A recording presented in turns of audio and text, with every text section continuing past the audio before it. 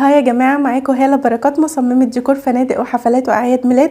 النهاردة فكرتنا هي سبايدر مان لاعياد ميلاد الاطفال.